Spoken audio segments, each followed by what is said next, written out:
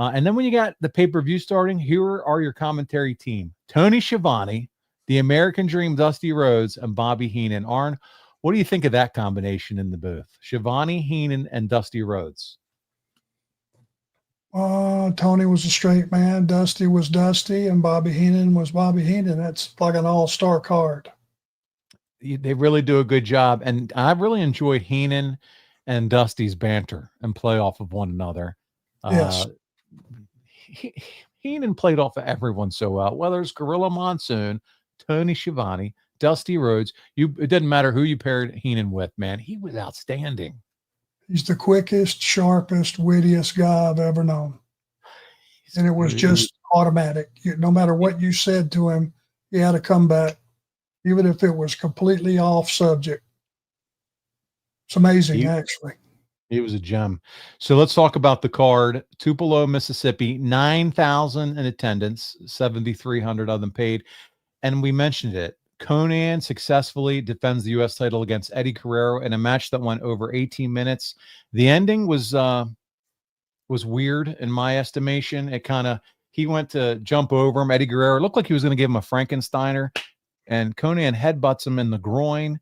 Eddie goes down, and that's a quick pin of 3, and that's how a classic match ends, which is kind of a weird way to end it. But man, very enjoyable, entertaining match. I'm going to tell you about the next match, though, that and might not be the exact, because it was the Booty Man and DDP also wrestled in there, and I'm going off memory. But Steven Regal and Fit Finlay beat the living hell out of each other in a European-style brawl. Arn, I have not seen hard hitting like that from Fit Finlay was delivering to Steven Regal. Like, it was insane.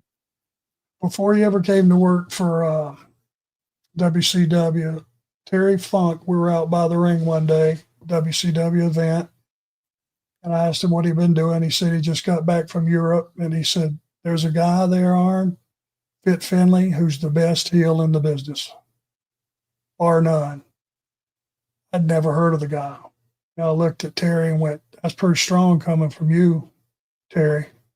He says, I'm telling you, this guy is so different, so innovative, so vicious. He's the best heel in the business. And he wasn't kidding.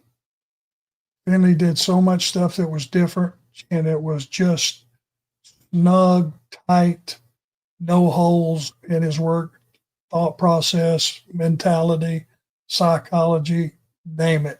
He was just great. And to this day, you probably go out and outwork 8/10 of the people in the business. It was incredible. And not only Fit Finlay and the match he had, because man, he was throwing blows as soon as the match started. Regal gets busted open at one point, by the way. There's blood, which you never really saw that much. And then there was kind of a schmozz ending. Sir Earl of Eaton came down, and I think Dave Taylor ran down, interfered, and the match just kind of went to a schmozz. But you want to talk about, and I just saw someone's comment, was this street fight, Aaron Phipps, was better than most UFC fights. Oh, it was a thumping. And so it was, what a great match. If you go back and watch that,